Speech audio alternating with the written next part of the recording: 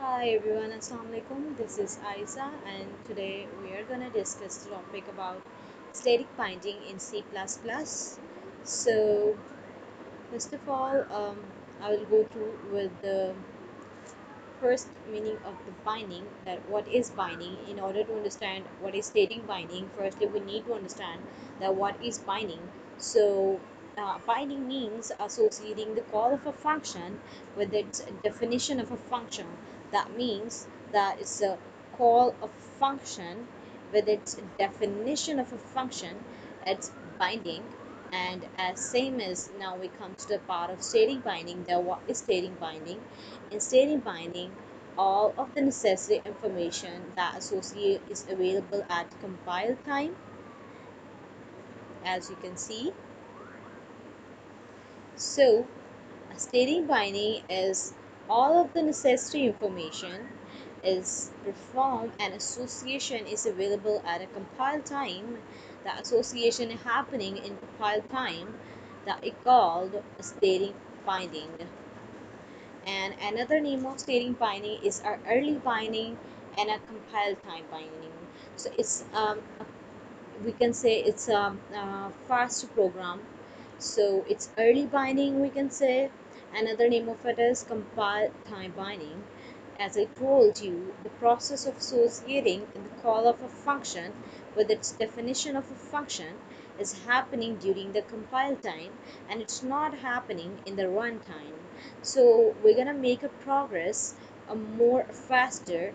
And furthermore, static binding happens by using the default of call of a normal function and overloading and operator overloading. So we have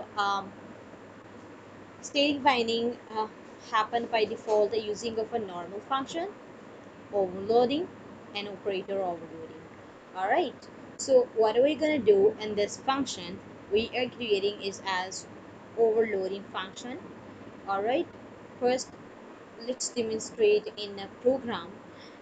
Let's write it down, and as you can see, I've write it down for you guys to understand in a better way. So let's create two functions. One is called sum numbers, and then create three numbers with the float. So it's float sub numbers, it's float a and float b. What we're gonna do, we put in first function uh, two numbers, and in second function three numbers. So in float sum numbers, first function is with two numbers, and then we're gonna return in a plus b, and then in other function we put these three numbers, float a, b, and c, and return we a plus b and c. As same we as integer numbers, we what we're gonna do is see out sum numbers 1 and 2, and then the procedure right down as it is and and then the first function is this. As you can see, this is the call of a function, this is the definition of a function, and same as it is, this is the call of a function, and same, this is the definition of a function. So as we run this, what we're gonna get is we get these three. At as same in static binding, we run two numbers. So what we're gonna receive in its definition of function, we already know that at compile time. So this is a static binding. We already, if we run any program, we already know the results at the compile time. So this is the static binding. Hope you guys understand that. And if you have any further queries, you can ask me. And this is it. And if you have any further questions, inquiries, you can ask me in the class, or you can ask me in below comments.